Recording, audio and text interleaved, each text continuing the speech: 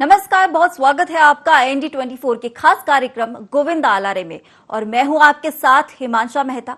कान्हा का जन्मदिन है और कान्हा के भक्त जमकर तैयारी कर रहे हैं। बहुत सारे लोग सुबह से ही व्रत रखेंगे और ये व्रत रात 12 बजे खुलेगा जब कृष्ण जन्म हो जाएगा। लेकिन दिन भर आपको क्या करना है, व्रत में आपको किन बातों का ध्यान रखना है, इसके लिए हम गुरुजी आचार्य अरविंद पचौरी जी से चर्चा करेंगे और जानेंगे कि आप इस दिन को और इस पूरे वर्ष को कैसे खास बना सकते हैं। शुभ अशुभ समय क्या है, राशिफल जो आपका दिन बना देगा। तो चलिए बिना देर के शुरू करते हैं इस खास कार्यक्रम गोविंदा आलारे की। और इसके लिए हमारे साथ स्टूडियो में गुरुजी आचार्य जी अरविंद पचौरी जी मौजूद हैं। आपका बहुत स्वागत है गुरुजी इस खास कार्यक्रम गोविंदा आलारे में। तो शुरू करते हैं सवाल, क्योंकि हमारे दर्शक भी बिल्कुल देखने के लिए और जानने के लिए कि क्या कुछ कृष्ण जन्माष्टमी में वो करें, किस तरह का व्रत रखें। कई लोग कृष्ण जन्माष्टमी में व्रत रखते हैं। हमारे दर्शकों को ये बताइए कि वो किस तरह व्रत रखकर अपने पूरे साल को साकार बना सकते हैं। कृष्णाय वासुदेवाय हरये परमात्मने प्रणतः क्लेशनाशाय श्री गोविंदाय नमो नमः। IND24 के समस्त दर्शकों को जय श्री कृष्णा और जन्माष्टमी की बहुत बहुत मंगल कामनाएं। आज का दिवस हम कैसे रखें, कैसे पूजन करें और कैसे इस त्यौहार को मनाएं, ये बहुत ही सुंदर प्रश्न है, सवाल है। यद्यपि यह कृष्ण जन्माष्टमी भगवान कृष्ण का जन्म उत्सव है, बड़े ही उमंग का, हर्ष का, उल्लास का विषय है।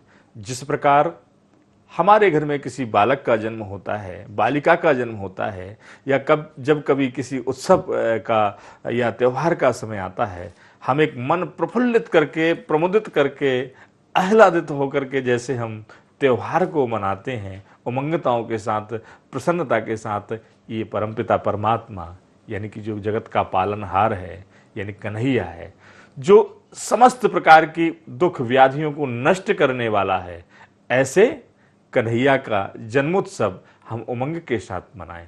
अर्थात प्रातः काल सुबह से उठ करके संध्या काल, अपितु उनके जन्म समय तक, या अपितु यह कहूँगा कि संपूर्ण एक वर्ष तक अपना मन प्रसन्न रहे, प्रफुल्लित रहे, एक उमंग में रहे। जिस प्रकार एक मौसम के समय में एक पुष्प के समक्ष भंवरा जाता है और मन प्रफुल्लित उसका हो जाता है, ठीक इसी प्रकार मानव का, व्यक्ति का, जातक का, जो परमात्मा का साधक है, उसका मन प्रसन्नचित्त होना चाहिए। यानी कि आपके अंतःकरण में, आपके मस्तिष्क में उदासी नहीं होना चाहिए, सदा प्रसन्नता होना चाहिए, मुस्कान होना चाहिए।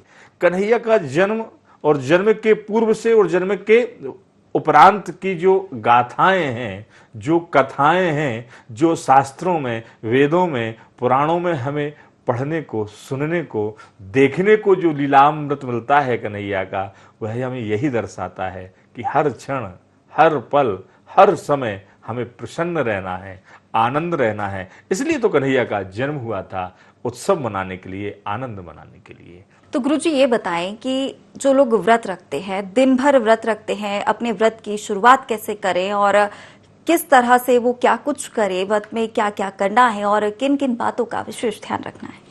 देखिए, सर्वप्रथम तो आप सक्षम हैं, दक्ष हैं, स्वस्थ हैं, आत्मा आपकी शुद्ध है, पवित्र है। पवित्रता से तात्पर्य कि आपके अंतःकरण में किसी के लिए राग द्वेष नहीं होना चाहिए। आपके विचारों की पवित्रता, भाव की पवित्रता का होना परम आवश्यक है। भगवान कहते हैं, निर्मल जन मन शो मोहि भावा, मोहि कपट छल छिद्र नभ। यानी कि छल और छद्म के साथ, अगर राग द्वेष के साथ व्रत रखते हैं तो परमात्मा कभी प्रसन्न नहीं होते, आप पर सदा रुष्ट ही रहेंगे, आपकी कोई भी मनोकामना पूर्ण नहीं होगी। अर्थात जनमानस के साथ, परिवार के साथ, समाज के साथ, देश के साथ द्वेष, राग, ईर्ष्या समाप्त करेंगे। आपको सर्वप्रथम अपने व्रत में यह विशेष रूप से ध्यान रखना है। दूसरा, सौहार्दतापूर्ण आपका भाव, करुणा का भाव भगवान के प्रति होना चाहिए। भगवान के चरणों में आपकी प्रीति होना चाहिए, आपकी ललक होना चाहिए कि वह परमात्मा मेरा है। भगवान से सन्निकटता का रिश्ता होना चाहिए, एक बंधन होना चाहिए, द्वेष वाला बंधन नहीं होना चाहिए। सन्निकट में आप हमारे कन्हैया को मित्रवत भी मान सकते हैं, पुत्रवत भी मान सकते हैं। कथाओं में सुनने को देखने को मिलता है कि हम जब भगवान के अवतार के समय जाते हैं तो कोई कहता है आपके जैसा पुत्र होना चाहिए, कोई कहता है आपके जैसा पति होना चाहिए, कोई कहता है भिन्न भिन्न प्रकार का मित्र होना चाहिए। कहने का तात्पर्य कि परमात्मा के साथ आपका सीधा संबंध होना चाहिए।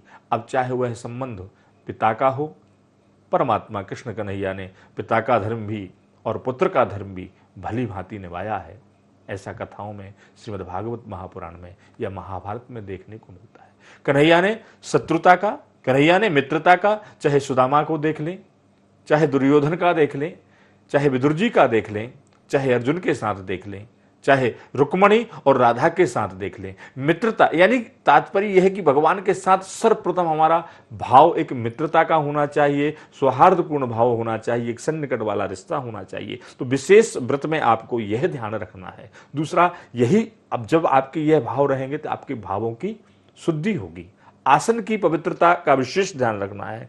आसन की पवित्रता से तात्पर्य कहाँ बैठना है, कैसे बैठना है और क्या चर्चा करना है। हमारे शब्दों की पवित्रता, क्रोध नहीं होना चाहिए, मस्तिष्क मद अहंकार नहीं होना चाहिए, घमंड नहीं होना चाहिए कि भगवान को हम तो अनेक प्रकार के भिन्न भिन्न प्रकार के भोग लगाएंगे। दुर्योधन के यहाँ 56 प्रकार के व्यंजनों का परित्याग कर विदुर के यहाँ भगवान ने पाया था। कहने का तात्पर्य कि भगवान भाव का भूखा है, भाव की शुद्धि का भूखा है, पवित्रता का भूखा है। परमात्मा आपके धन धान्य से प्रसन्न नहीं होते, आपके भावों से प्रसन्न होते हैं। तो आपको सर्वप्रथम यह सावधानी रखना है, न क्रोध करना है, न किसी से राग द्वेष करना है, न किसी से छल कपट करना है। यद्यपि इसी व्रत जन्माष्टमी के व्रत में नहीं, मैं कहना चाहूंगा कि संपूर्ण वर्ष पर्यंत तक आपको यह भाव रखना है। तो एक जन्माष्टमी का व्रत का फल नहीं, आपको संपूर्ण वर्ष का व्रत का फल प्राप्त कन्हैया प्रदान करेंगे। यह कन्हैया की दृष्टि है, यही कन्हैया की गति है और यही कन्हैया का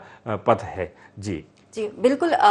व्रत को लेकर बहुत सारे लोगों के मन में कंफ्यूजन्स भी रहते हैं और सबसे बड़ी बात है, जब पहले व्रत रखे जाते थे पूरा घर एक साथ होता था, लेकिन अब चूंकि हर व्यक्ति घर से बाहर होता है, जॉब करता है और उस समय व्रत रखें किस तरह अपने काम को करते हुए लोग बाहर रहकर व्रत रख सकते हैं, उसके लिए क्या विशेष ध्यान रखें, क्या सावधानियां रखें, क्या करना है और क्या नहीं करना है, ये भी हमारे दर्शकों को बताइए। देखिए, हमारे शास्त्र कहते हैं कि व्रत आपको रखना चाहिए। व्रत से हमारे भाव या परमात्मा के प्रति हमें एक ध्यान होना चाहिए कि हम किसके लिए व्रत रख रहे हैं, जिससे हमारे भगवान के चरणों में प्रीति होना चाहिए। तो सर्वप्रथम तो वाणी आदि का पूर्व में हमने बताया कि इसका आपको ध्यान रखना है। अगर आप परिवार से पृथक हैं, परिवार से अलग हैं, तब भी आप भगवान के चरणों में प्रीति लगा करके आप व्रत रख सकते हैं। जहाँ भी रहें, जिस भी अवस्था में रहें, चाहे आप जलपान करके रह सकते हैं, दुग्ध पान करके रह सकते हैं, अगर नहीं रह सकते हैं तो कुछ फल फ्रूट्स खा करके रह सकते हैं, कोई भी फलाहारी आप रह सकते हैं। यदि चेत आप फिर भी नहीं रह सकते हैं, बिना अन्न ग्रहण किए नहीं रह सकते हैं, तो स्वल्पाहार यानी थोड़ा, जिससे आपको आलस्य प्रमाद न सताए, भगवान का नाम रटते रहें। और भगवान तो कहते हैं कि भगवान का भाव, भगवान के प्रति हमारा भाव कैसा होना चाहिए कि हे परमपिता परमात्मा, आज जो मेरा देह है, जो मेरा पंच तत्व का शरीर है, वह आपका दिया हुआ वरदान स्वरूप, आशीर्वाद स्वरूप ही तो है। आज मैं जो हूं, हे पिता, हे परम पिता परमात्मा, मैं एक पिता को मानता हूं, लेकिन आप तो परम पिता हैं, जगत पिता हैं, तो आप सर्वस्व। तो ये जो मेरे पास जो ख्याति है, जो मैं देख रहा हूं, जो मैं चल रहा हूं, जो वाणी से बोल रहा हूं, क्योंकि भगवान के अनेक प्रकार के नाम हैं, एक नाम नहीं है, सहस्त्र करोड़ों नाम हैं। तो जो भी मैं बोलता हूं परमात्मा, मैं आपके नामों का उच्चारण ही कर रहा हूं। और कहते हैं यत्र तत्र सर्वत्र, यानी कि आगे पीछे कण कण में। आपने देखा होगा कि जब प्रहलाद हिरण्यकश्यपु का जब संवाद हुआ, तो जब प्रहलाद से पूछा गया अपने पिता के द्वारा कि तेरे परमात्मा कहाँ हैं, बोले मेरे परमात्मा कण कण में है, क्षण क्षण में है, आकाश में है, मंडप में है। बोले इस खम्भ में है क्या? बोले हाँ खम्भ में है। गधे का प्रहार किया, भगवान का प्रकाट हुआ। नरसिंह अवतार हुआ। कहने का तात्पर्य तो भगवान तो सर्वत्र है, हम कहां कहां मर्यादा करेंगे, लेकिन उस मर्यादा को ध्यान में रखते हुए कि सर्वत्र आप सर्वव्यापी हैं, मैं आपको नमन कर रहा हूं, आपके चरणों में मेरी प्रीति है, मैं जो भी कर रहा हूं आपकी कृपा दृष्टि से कर रहा हूं, आपके सन्निकट होकर के कर रहा हूं। अगर आपका मेरा संबंध टूट जाएगा तो मेरा यह देह यहां नहीं रहेगा। हे परमपिता परमात्मा, इस प्रकार के सद्बुद्धि प्रदान करते हुए जनमानस को मैं राष्ट्र की सेवा करता रहूं, जनमानस की सेवा करता रहूं, यह परम व्रत है। यह भगवान के चरणों में हमारे धर्म के प्रति परम श्रद्धा ही महान व्रत है। और हम किसी के साथ छल कपट ना कर पाए, चाहे देश हो, चाहे समाज हो, चाहे धर्म हो। हम एक ही धर्म नहीं, जितने भी धर्म हैं उन सभी धर्मों का सम्मान बना रहे। हमें जो हमारे बड़े बुजुर्ग हैं, जो नन्हे मुन्ने बालक हैं, उनके प्रति प्यार, बड़ों के प्रति सम्मान बना रहे, यह भी एक परम व्रत है। इस व्रत के साथ अगर आप परमात्मा के चरणों में नमन करेंगे, प्रणाम करेंगे और इस बात को मन में धारण करने के बाद करेंगे तो यह महान व्रत आपके लिए होगा। एक जन्माष्टमी का नहीं, वर्ष के 365 दिवसों का व्रत आपको जन्माष्टमी के दिन ही प्रदान हो जाएगा। बिल्कुल, आपने बहुत आसान कर दिया। ऐसे लोगों के लिए व्रत रखना जो घर से बाहर रहते हैं, काम करते हैं, और ऐसे भी लोग हैं जो बाहर घूमते हैं, काम के सिलसिले में उन्हें अलग अलग जगह जाना पड़ता है, तो उनके लिए भी काफी आसान आपने ये व्रत कर दिया है। लेकिन इसके साथ ही दर्शकों से ये कहना चाहूंगी कि ध्यान से आप नोट कर लीजिए कि किस समय कृष्ण जी की पूजा करनी है, और ये सब आपको गुरुजी बताएंगे। और वहीं अब गुरुजी ये बताइए कि किस समय जो घर में मौजूद है, जिन्होंने व्रत रखा हुआ है, वो किस समय पूजा करें और किस विधि के साथ पूजा करें? देखिए, जिन्होंने व्रत रखा हुआ है वह तो सर्वप्रथम भगवान के प्रातः काल भी उठते हैं तो भगवान की वंदना करें, क्योंकि भगवान का उत्सव, भगवान का जन्मोत्सव का दिवस है। तो भगवान का प्रातः पूजन करें, जो भी आरती करा सकते हैं। भगवान को मज्जन यानी कि स्नान उनको कहते हैं। और भगवान का मध्याह्न काल में भी पूजन करें, क्योंकि भगवान का पदार्पण हो रहा है। संध्या काल में भी भगवान का पूजन करें। जो अपनी दक्षता, जो साधक हैं, साधक लोग जो साधना में लिप्त रहते हैं वो तो अपनी साधना की विधि के अंतर्गत करते हैं।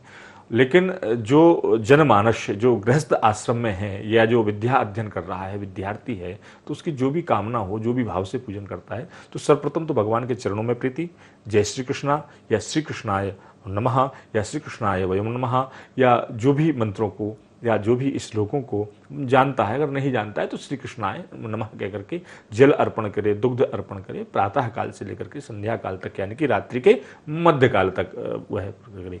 क्या ध्यान रखना है और कैसे करना है? तो आपके जब भगवान का पूजन करेंगे तो पूजन के समय आपका मन स्थिर होना चाहिए, है ना। जो भगवान की वृत्ति है, जो भगवान समक्ष बैठे हुए हैं, तो आपको यही करना है कि जो मैं कर रहा हूँ पूर्ण ब्रह्म के समक्ष, परम पिता के समक्ष, कन्हैया के समक्ष जो भी कर्म कर रहा हूं और वह कर्म सब देख रहे हैं। तो परमात्मा को प्रसन्न करने के लिए सर्वप्रथम तो यह दिन भर अगर आप भगवान का नाम जप सकते हैं, जय श्री कृष्णा, राधे राधे वगैरह वगैरह। दूसरा, जो नहीं कर पाते हैं, समय की व्यस्तता है और क्योंकि यद्यपि सिद्धम लोक विरुद्धम ना करणीयम, यदि हम पूजन में लग जाएंगे, पूजन भजन पाठ में ही लग जाएंगे, तो परिवार का भरण पोषण, परिवार के और भी उत्तरदायित्व होते हैं, दैनिक दिनचर्याएं भी और होती हैं। तो यह सत्य है कि सत्य परमपिता परमात्मा है, सत्यम परम धीमहि, परमात्मा ही सत्य है। लेकिन कुछ क्रियाकलाप, कुछ दिनचर्या करना भी व्यक्ति के लिए आवश्यक होता है। तो अपनी यथाशक्ति, यथा समय, आपको जब भी समय मिले भगवान का पूजन करें, नहीं तो भगवान को धन्यवाद देते रहें। आप गृहस्थ में हैं, चूंकि भगवान कृष्ण का जन्म जो है रात्रि मध्य काल में हुआ है। भादों की रैन घड़ी पे घड़ी उपजे रघु नंदन गेंद खिलैया, यानी कि भगवान का जन्म जो है रात्रि काल में हुआ है, तो रात्रि में ही पूजन करना चाहिए। लेकिन जब हम गृहस्थ में हैं, हमारे बालकों को भी यह संस्कार आए कि कन्हैया क्या है, राधा क्या है, रुक्मणी क्या है, जन्माष्टमी क्या है, तो जब हमारा जो समय रहता है रात्रि 8 बजे, 9 बजे, 10 बजे, जो भी समय रहे, जब हमारे समूह में हम परिवार के साथ, बच्चों के साथ बैठ सकें, देख सकें, उन्हें ज्ञात हो सके कि कन्हैया हमारे धर्म के क्या है, कन्हैया रुक्मणी क्या है, तो उस समय हमें परिवार के साथ मिलकर के पूजन करना चाहिए। हो सके आप मध्याह्न काल में भी जो है रात्रि काल में भी भगवान का पूजन कर सकते हैं। दूसरा, किसी को यात्रा करना है, किसी के पास समय नहीं है, रात्रिकालीन ड्यूटी है, सर्विस है, उसको कहीं जाना है, तो वह दोपहर या संध्या काल में भी, गोधूली वेला में भी भगवान का पूजन कर सकता है, भगवान का जन्म उत्सव मना सकता है। क्योंकि भगवान का उत्सव तदैव लगनम सुदिनम तदैव। भगवान का उत्सव, भगवान का त्योहार जब चाहे वही लग्न, वही दिन, वही तिथि श्रेष्ठ हो जाती है। जब हमारे मन में उमंगता, प्रफुल्लता, प्रसन्नता और जो है नवरंग भर जाते हैं, तो ये मान लीजिए कि वही भगवान का दिन और वही तिथि सब समय, क्योंकि भगवान के जन्म तो सदा सर्वदा होते रहते हैं। भगवान का न कभी जन्म होता है, यानी न भगवान जन्म लेते हैं, न भगवान का मरण होता है। भगवान तो ये हमें एक रीति पर चलाने के लिए इन शास्त्रों में जो वर्णन आया, इसलिए हम व्रत उपवास करके भगवान के जन्म का उत्सव मनाते हैं। अर्थात आप दिन में या रात्रि काल में आपके सामर्थ्य के अनुसार, आपकी दक्षता के अनुसार यथायोग्य सामग्रियों को एकत्रित कर श्रद्धा के साथ, विश्वास के साथ, भाव के साथ भगवान का पूजन करें। निश्चित आपकी जो कामना होगी, परमपिता परमात्मा मेरा कन्हैया गोविंदा यशोदा का लाला आपको मनवांछित फल को प्रदान करेगा। आवश्यक नहीं कि भगवान का पूजन प्रातः काल ही करें, भगवान का पूजन मध्याह्न काल ही करें, भगवान का पूजन संध्या काल ही करें या मध्य रात्रि में करें। जब आपके पास श्रेष्ठ और उचित समय हो, शास्त्र की मर्यादा को ध्यान में रखते हुए आप पूजन करिए, निश्चित आपको फल प्राप्त होगा। बिल्कुल गुरुजी, अब जानना चाहूंगी, खास सवाल है मेरा, क्योंकि बच्चे भी काफी उत्साहित रहते हैं कृष्ण जन्म को लेकर, काफी सवाल भी उनके मन में रहते हैं और व्रत भी रखते हैं। तो बच्चों के लिए क्या कुछ खासा बताएंगे, किस तरीके से वो अपना व्रत रखे, व्रत में क्या खाएं और पूजा किस समय किस तरह से करें? बच्चों के लिए किस तरह से आप ये दिन को खास बना देखिए, भगवान का जो विग्रह रूप है, तो भगवान के विग्रह रूप अपने जो माता पिता हैं, जो छोटे छोटे नन्हे मुन्ने बालक हैं, भगवान के विग्रह रूप को यानी कि वैसे पीत वस्त्रों को धारण करें, पीत वस्त्र बच्चों को पहना दें, मोर पंख लगा दें, बांसुरी हो बांसुरी दे दें, और भगवान के जो भाव है, भगवान की जो लीलाएं हैं, भगवान की जो छवि है, उन बच्चों के अंदर उतार दें कि भगवान ने कैसी नटखट लीलाएं की हैं। और भगवान की जब वो नटखट लीलाएं वो बालक करेंगे, वो है मस्ती करेंगे, तो उसमें हमारा भाव भी जाएगा कि देखिए हमारा बालक कैसे मस्ती कर रहा है, जैसे कन्हैया करता था। तो दोनों की शुद्धि होगी। एक तो उस बालक के मन में, अंतःकरण में कन्हैया का भाव रहेगा ही रहेगा, उसके माता पिता अभिभावक जो हैं उनके अंदर भी रहेगा। तो सर्वप्रथम तो कन्हैया की लीलाओं के बारे में, कन्हैया के आचरण के बारे में, कन्हैया के संस्कार के बारे में, और हमारे बालकों को यह भी एक साहस दें कि कन्हैया ने अपने जीवन काल में जन्म से लेकर के, एक बाल्यावस्था से लेकर के युवावस्था से लेकर के अंत तक समस्त कष्टों का, अनेकानेक प्रकार के कष्टों का सामना किया। अर्थात वह संकेत देते हैं कि कभी उदास नहीं होना चाहिए, कभी हारना नहीं चाहिए, कभी उस पथ से भटकना नहीं चाहिए। दृढ़ निश्चय के साथ हम चलेंगे कि हमें कहीं जाना है। जिस प्रकार एक दिशा, एक मार्ग कभी समाप्त नहीं होता, रोड कभी समाप्त नहीं होता, ठीक उसी प्रकार हमें उस पथ पर चलते चलते चलते जाना है। यह कन्हैया संकेत देते हैं। वैसे ही भाव हमारे उन बालकों के अंदर भरना चाहिए। बालकों के से भगवान का पूजन कराएं, तुलसी दर समर्पित कराएं, पारिजात का जो पुष्प होता है उन बालकों को करना चाहिए, जिससे कुशाग्र बुद्धि प्राप्त होती है। दही, मक्खन, मिश्री का भगवान को भोग लगाएं। ककड़ी का विशेष भगवान को आज के दिवस भोग लगाया जाता है। यद्यपि आपकी दक्षता, आपकी सामर्थ्य के अनुसार जितना भोग लगा सकते हैं, जितना समर्पित कर सकते हैं, क्योंकि जो समर्पित करेंगे वह हमारा भाव है। पाना आपको ही है, बांटना आपको ही है, उसका सुख ऐश्वर्य आपको ही भोगना है। लेकिन आप जो समर्पित करेंगे, आपसे परमात्मा प्रसन्न होंगे, तो आपके बालकों की कुशाग्र बुद्धि होगी, सद्बुद्धि होगी।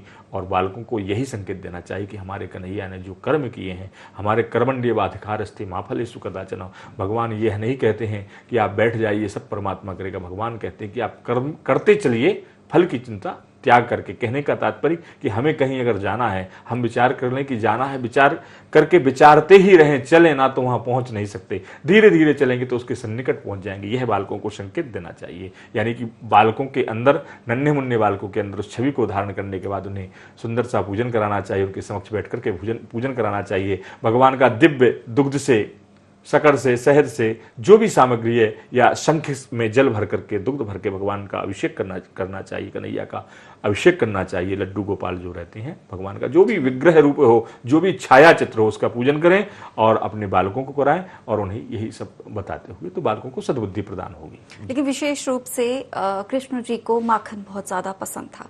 अब ऐसे में बच्चे भी व्रत रखते हैं और उनके खाने पीने का जो उनके माता पिता हैं, उनके परिवार है, किस तरीके से ध्यान रखें कि वो क्या खाएं, क्या कुछ व्रत में अपने बच्चों को खिला सकते हैं?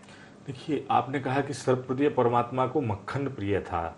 मक्खन से तात्पर्य आप देखिएगा कि जो संत होते हैं, जो बालक होते हैं, छोटे से जो बालक होते हैं, तो मक्खन बहुत कोमल होता है, और उस कोमल बुद्धि में हम जो संस्कार भर देंगे वह मक्खन परमात्मा का पाना और मक्खन की चोरी करना, वह भगवान एक संकेत देते हैं कि जिस प्रकार ये जो मक्खन है, जो कुशाग्रता है, उसमें जो सरलता है, जो कोमलता है, जो माधुर्यता है, जो भाव है, उस भाव के साथ हमें उन बच्चों के अंदर संस्कार देना। इसलिए तो आप सर्वप्रथम बच्चों को मक्खन मिश्री का भोग लगाएं, और भोग लगाने के उपरांत उन्हें उस व्रत में वही खिलाएं।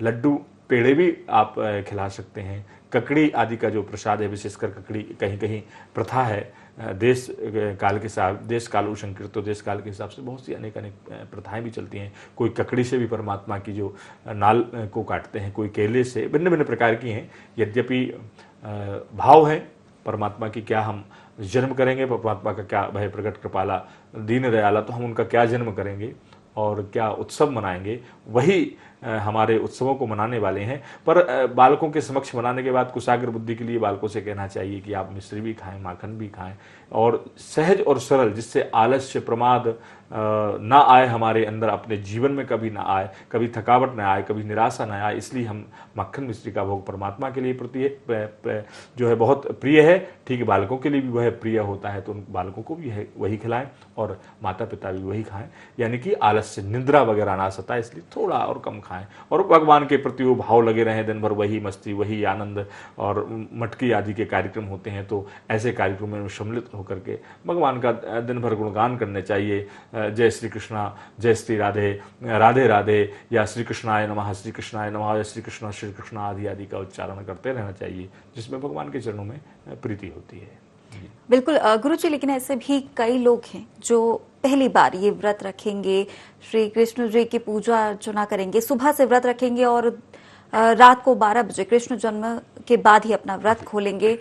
ऐसे भक्तों के लिए आप किस तरह से वो पूजा करें, किस तरह से कृष्ण जी के मंदिर को वो सजाएं, किस तरह से वो प्रारंभ करें अपनी पूजा और दिन की शुरुआत करें, इसके बारे में भी कुछ जानकारी। सर्वप्रथम तो अगर वह बालक है तो उससे किसी प्रकार के व्रत की, उपवास की बाध्यता नहीं है। वह कहता है प्रातः काल कि मैं व्रत हूँ, समयोचित ठीक है, व्रत है, लेकिन मध्याह्न काल में भोजन कर लेता है, कोई बुराई नहीं है। अगर निरोगी है, वह व्रत को साध सकता है। व्रत का तात्पर्य यह है कि हमारा मन नहीं भटकना चाहिए। पता चले कि भूख लगी है और भगवान के चरणों में प्रीति नहीं है, जन्माष्टमी ही भूल गए। बहुत से व्रत ऐसे भी होते हैं कि भूल जाते हैं, खंडित हो गया व्रत। वैसा व्रत नहीं, व्रत हमारा परिपक्वता के साथ होना चाहिए। व्रत में अगर आप व्रत ना भी करें, थोड़ा सा स्वल्पाहार लें जिससे आपका देह चल सके, वह भी एक व्रत कहलाएगा। कहने का तात्पर्य कि भूल नहीं होना चाहिए, दिखावा नहीं होना चाहिए। तो आप व्रत करते हैं तो दिन भर आप व्रत करते हैं तो भगवान का नाम स्मरण करें, भगवान के नाम का संस्मरण करें। और जब भगवान का स्मरण आपके लिए एक पल के लिए भी विस्मृत नहीं होना चाहिए, भगवान के प्रति सेवा, आपके उत्तरदायित्व कभी भी विस्मृत नहीं होना चाहिए। खासकर जब हम व्रत करते हैं तब क्रोध नहीं आना चाहिए, है ना, प्रमाद नहीं आना चाहिए, मद नहीं आना चाहिए, लोभ नहीं आना चाहिए, लालच नहीं आना चाहिए, लंपटता नहीं आना चाहिए, काम क्रोध मोह मद लोभ आदि से हमें दूर होना चाहिए। यह एक श्रेष्ठ व्रत है और भगवान के चरणों में प्रीति रहना चाहिए। प्रातः उठते हैं, भगवान के 25 बार, 50 बार, 101 बार, 27 बार, जितनी बार भी सहस्रनामी है, शतनामी है, उससे भगवान का अर्चन करना चाहिए। अगर विग्रह रूप है लड्डू गोपाल की या कन्हैया की प्रतिमा है, जल से अभिषेक करें, दुग्ध से अभिषेक करें, पंचामृत से अभिषेक करें, जैसे आप करना चाहें उनका अभिषेक करें, पूजन करें। और रात्रि काल में ठीक 12 बजे जन्म उत्सव मनाने के बाद आप माखन मिश्री का भोग लगाएं। परमात्मा को भोग लगाने के बाद वह भोग सभी अपने परिवार, इष्ट मित्र हर्ष उल्लास के साथ उसे पाएं, हवन पूजन कर सकते हैं। कोई सुयोग्य ब्राह्मण है, आचार्य है, अगर उससे पूजन करा सकते हैं। ठीक नहीं उपलब्धता है, नहीं दक्षता है, तो स्वयं कन्हैया के नाम का स्मरण करते हुए 2, 10, 25, 50 जो भी आप हवन की आहुति करते हैं वह करें। जो भी आप भोग लगा सकते हैं वह भोग लगाएं और आप अपने परिवार के साथ, बंधु बांधवों जनों के साथ उस प्रसाद को, भोजन, उस व्रत को आप उस समय समाप्त भी कर सकते हैं भगवान के चरणों में समर्पित करते हुए। यह आपका एक श्रेष्ठ व्रत कहलाएगा और ऐसा ही व्रत बालकों के लिए होना चाहिए जिनमें उनके अंदर उत्साह भरा रहे। अगर बालक ने सुबह कहा कि व्रत हूं और मध्याह्न काल में भूख लगी तो उसका व्रत खंडित हो गया। तो बड़े लाल से, प्रेम से उससे कुछ ऐसा खिलाया जाए कि वह खा करके फिर कहे कि हाँ मेरा व्रत है। उसका व्रत खंडित नहीं हुआ, क्योंकि उसकी तो दृढ़ता है। भाव की शुद्धि के साथ, भाव की पवित्रता के साथ परमात्मा प्रसन्न होता है। दिखावा के साथ परमात्मा प्रसन्न नहीं होता है। कहने का तात्पर्य कि शुद्ध और पवित्रता के साथ आप व्रत करें। जी बिल्कुल। तो तमाम जानकारियां आपको यहाँ पर दी हैं गुरुजी ने, और दिन भर में क्या करना है, आपको साफ कपड़े पहनने हैं, सुबह से ही व्रत रखना है और अपने मन को साफ रखना है। बिल्कुल भी लोभ नहीं होना चाहिए आपके मन में, और अपने मन को प्रसन्नचित्त रखें, क्रोध ना करें। और ऐसी तमाम दिन भर की तैयारियों को लेकर गुरुजी ने आपको बताया शुभ अशुभ समय, और इसके साथ ही पूजा को लेकर भी जानकारी दी है। धन्यवाद गुरुजी हमारे साथ जुड़ने के लिए और तमाम भक्तों को और हमारे दर्शकों को तमाम जानकारी देने के लिए। और अब मुझे भी इजाजत दीजिए। एक बार फिर से आपको जन्माष्टमी की अनंत शुभकामनाएं। नमस्कार।